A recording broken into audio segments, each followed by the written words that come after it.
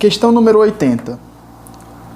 Cloreto de sódio anidro, ou seja, ele no estado sólido, seco, é uma substância utilizada como secante, um antimofo vendido nos supermercados, porque ele absorve a umidade das outras substâncias.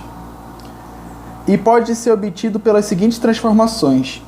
Nós temos primeiro, numa etapa inicial, o processo da reação química, partindo de hidróxido de cálcio, ele no estado sólido reagido com ácido clorídrico diluído na água, no estado aquoso, forma como produto cloreto de cálcio e 2 moléculas de água. Esse cloreto de cálcio, ele está em solução aquosa, ele está dissolvido na água, no caso, que esse ácido aqui, ele geralmente é dissolvido em água. Então, vem um processo físico. O processo químico obtém o cloreto de cálcio. O problema é que esse cloreto de cálcio obtido está na forma aquosa. E a gente precisa dele na forma sólida, para absorver a umidade. Então, vem uma segunda etapa, um processo físico de evaporação e secagem, para transformar esse cloreto de cálcio da forma aquosa para a forma sólida. E com isso liberando tanto as moléculas de água quanto estiverem aprisionadas na forma aquosa. Então vamos considerar o seguinte, uma reação com rendimento de 100%. O problema é o seguinte, qual é a massa necessária de hidróxido de cálcio para obter 111 gramas de cloreto de cálcio? Esse cloreto de cálcio já na forma anidro, né? Então é o seguinte, nós temos duas etapas. A gente precisa estabelecer só a relação de hidróxido de cálcio, tá aqui ó, na primeira etapa, reagente na primeira etapa, para cloreto de cálcio sólido, aqui como produto na segunda etapa. Vamos observar que a primeira equação já está toda balanceada, com seus coeficientes estequiométricos adequados. E olhando pela estequiometria da reação, a gente percebe o seguinte, que para cada 1 mol de hidróxido de cálcio, 1 mol de hidróxido de cálcio forma 1 mol de cloreto de cálcio. Já está balanceado, aqui a gente tem os outros coeficientes. Vocês podem conferir a contagem de átomos do reagente do produto, vai dar igual. Então é o seguinte, o que me interessa é partir de 1 mol de hidróxido de cálcio para formar 1 mol de cloreto de cálcio.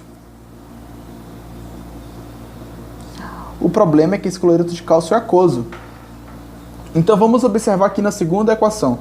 Na segunda equação eu tenho 1 mol de cloreto de cálcio aquoso, formando 1 mol do cloreto de cálcio anidro, seco, sólido. Então olha só, se aqui na primeira etapa eu tinha 1 mol como produto, eu vou usar esse 1 mol como produto sendo o reagente da segunda etapa. E pela estequiometria, 1 mol de cloreto de cálcio aquoso produz 1 mol de cloreto de cálcio anidro. Então o problema é encontrar a massa desse hidróxido de cálcio, porque eu tenho o seguinte, eu tenho que determinar a massa de hidróxido de cálcio que leva à formação de 111 gramas do cloreto de cálcio. Vamos usar a proporção estequiométrica.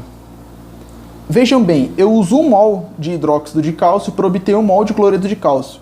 Então a nossa proporção estequiométrica, em termos de mols, que é um Nzinho, em termos de mols, é 1 mol desse hidróxido forma 1 mol do sal. Só que o meu problema, ele não quer saber em termos de mol, ele quer saber em termos de massa. Então essa proporção estequiométrica, que diz que 1 mol do hidróxido forma 1 mol do sal, tem que ser passado para termos de massa. Então eu vou passar minha proporção estequiométrica para termos de massa. Para fazer isso, eu tenho que saber quanto é a massa molar, porque aqui fala que é 1 mol. Tá, mas 1 mol dessa base, quanto que pesa? e 1 mol desse sal.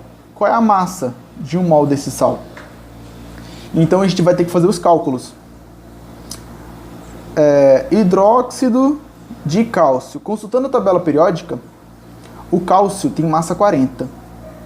Mas, aí aqui tem um parêntese, né? Vamos abrir um parêntese. A massa do oxigênio. A massa do oxigênio é 16, mais a massa do hidrogênio, na tabela periódica 1.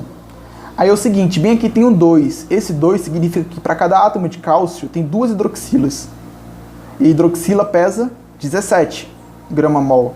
Então aqui, como tem 2 hidroxilas, vezes 2. É a parte da hidroxila no cálculo da massa. Então aqui nós teremos 40, repete 40. Aqui dentro do parêntese dá 17 vezes 2, 34. 40 mais 34, 74 grama-mol. Essa é a massa molar nessa nossa base. Agora vamos para o sal. O sal é cloreto de cálcio. Como eu já coloquei anteriormente, o cálcio é 40 e o cloro é 35,5. Só que são 2 cloros no composto. Então aqui multiplica por 2. 35,5 vezes 2 dá 71. E isso daqui vai dar 111 gramas por mol. Olha que interessante, muito conveniente esse valor 111. Porque é o seguinte, 1 mol da base pesa 74. Então a proporção estequiométrica em termos de massa é 74 gramas. E 1 mol do sal é 111 gramas.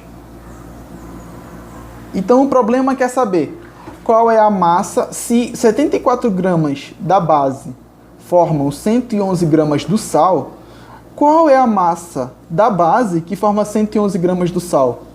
Ué, já está na proporção estequiométrica, não tem conta nenhuma para fazer. A massa é 74. A massa é 74 gramas. E com isso a gente pode afirmar que a resposta 74, letra E. Pronto.